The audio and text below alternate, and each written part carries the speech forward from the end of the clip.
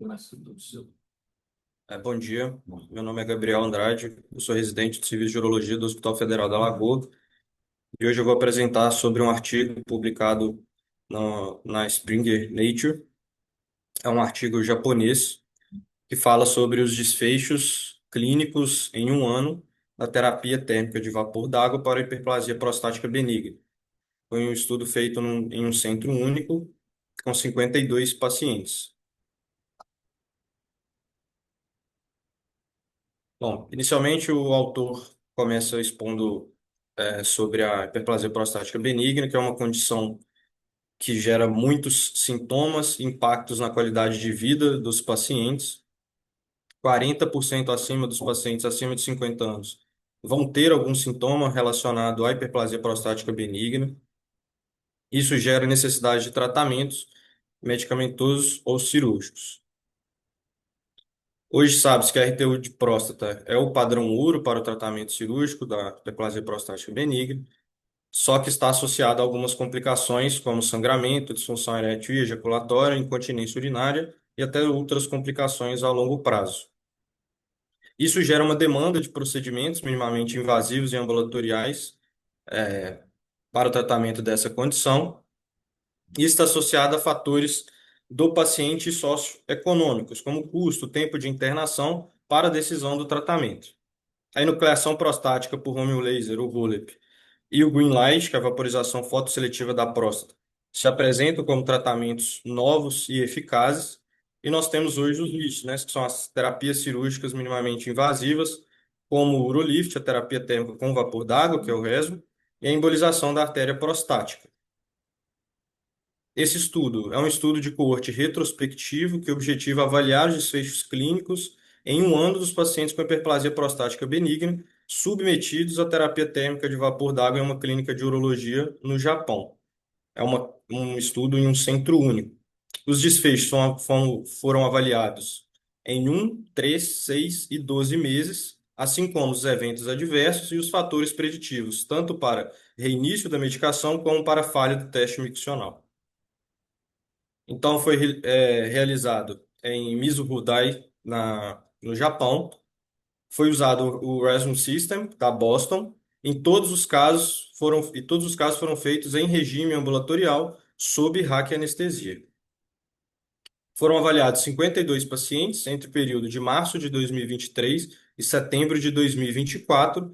Entre os critérios de inclusão estavam homens acima de 50 anos que tinham hiperplasia prostática benigna sintomáticas, o IPSS maior ou igual a 4 e um volume prostático acima de 30 centímetros cúbicos, mas não maior do que 100 centímetros cúbicos.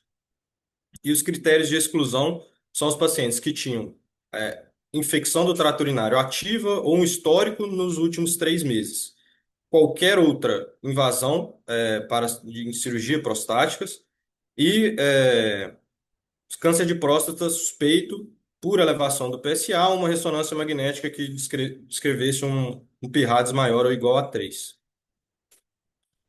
Então, como que era feito a cirurgia? Era injetado vapor de água a 103 graus transuretral dentro do tecido prostático, com um número de injeções variando de 4 a 7, a depender do volume e da presença ou não do lobo mediano. A duração da injeção era aproximadamente 9 segundos e era aplicada desde o colo da bexiga até o vero montano ao longo dos lobos laterais, e, se necessário, injeções adicionais no lobo mediano.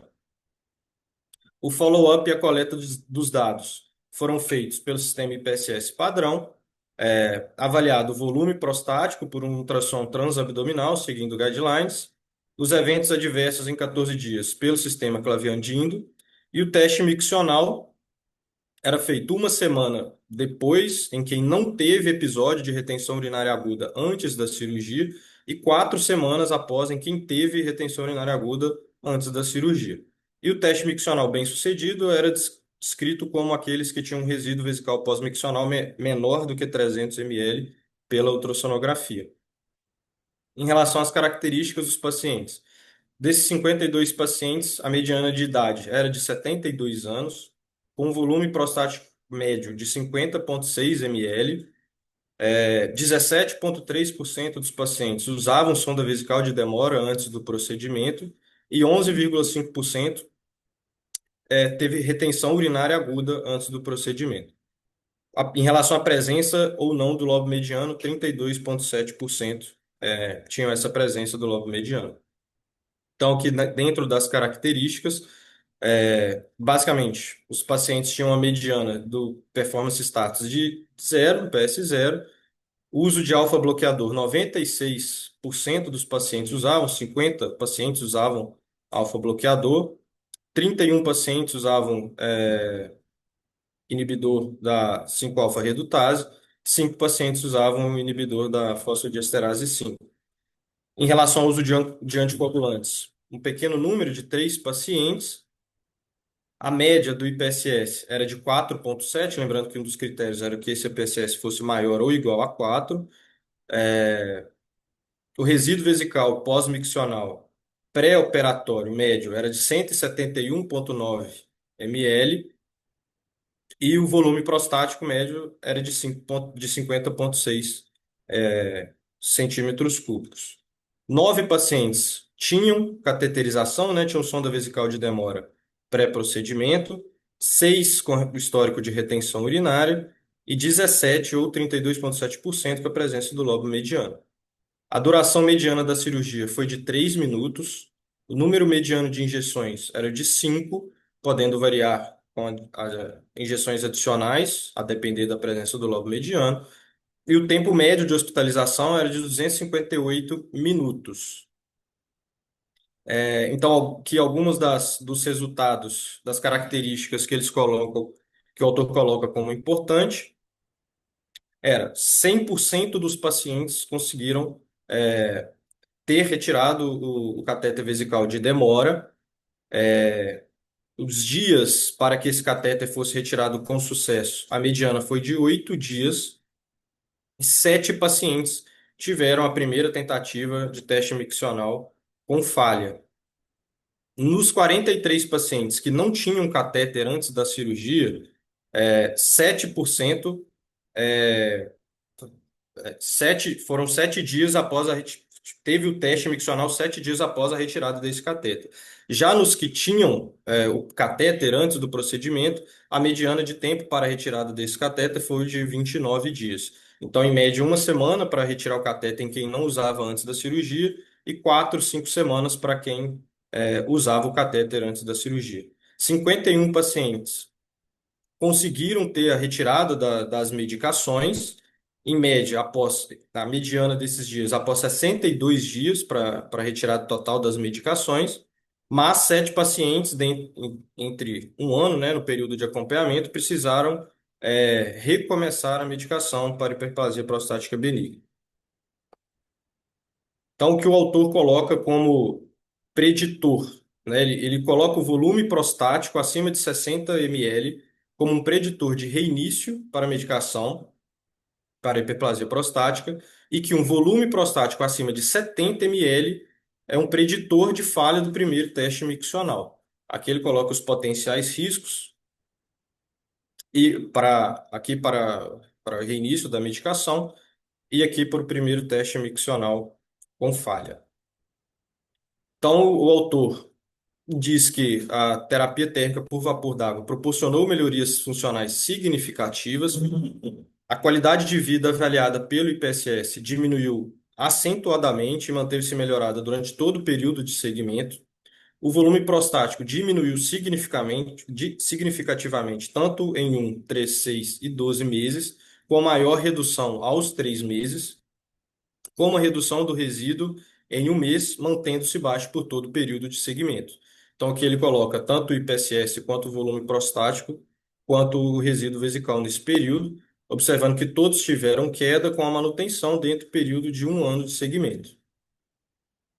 Dentre os eventos adversos em até 14 dias, 6 pacientes tiveram eventos adversos, sendo a infecção do trato urinário em 3 pacientes e a dor no trato urinário também em outros 3 pacientes, sendo que nenhum teve uma classificação de Clavien-Dindo maior ou igual a 3. Sendo assim, o autor coloca que o Reson é uma terapia segura e eficaz. Todos os pacientes foram tratados em regime de day clinic com raquianestesia, uma mediana de tempo cirúrgico de 3 minutos. com a média de tempo de hospitalização de 4 horas, e todos os pacientes tiveram catéter removido inicialmente. Dentre os eventos adversos, eles foram limitados à dor e infecções de baixo grau, e ele coloca isso como nenhum caso graduando acima, igual ou acima de 3 na classificação de Clavian-Dietz. Isso está alinhado com os relatórios internacionais que destacam o papel da terapia térmica de vapor d'água como um MIST para realização em consultório ou como cirurgias ambulatoriais. Ele compara com a RTU de próstata ou com VULEP e a vaporização fotosseletiva, que esses têm mais tempo de cirurgia e hospitalização, maior risco de sangramento e disfunção sexual comparado ao ESO. O volume prostático é importante fator prognóstico, sendo acima de 60 a 70 ml, e isso deve ser criteriosamente avaliado antes de indicar a cirurgia. Uns estudos de longo prazo indicam a persistência de sintomas e retratamento para os pacientes submetidos a essa terapia, e os pacientes devem ser aconselhados sobre uma recuperação mais lenta e também a possibilidade de uma terapia adicional, sendo que o autor deixa bem claro que para próstatas muito grandes o Holep se demonstra muito superior. As limitações deste estudo. Foi um estudo realizado em um centro único no Japão, tem uma amostra relativamente pequena, que vai limitar a generalização dos achados, e não tem um grupo controle, né? Não permite comparar com as outras técnicas em que ele compara na discussão depois. Mostrou-se seguro e eficaz na melhoria dos sintomas do trato urinário inferior nessa coorte japonesa. Teve melhorias sustentadas tanto no volume como no resíduo e na qualidade de vida em um ano. O volume prostático é um importante preditor prognóstico para esses pacientes. E o Reson é uma terapia minimamente invasiva que complementa as outras modalidades, sendo que é importante a gente avaliar a indicação, o volume prostático e todas as outras comorbidades, condições socioeconômicas e desejos do paciente, expectativas do paciente, sendo que é uma terapia que fica como uma das primeiras opções para pacientes que preferem intervenções ambulatoriais de baixo risco. É isso. Obrigado.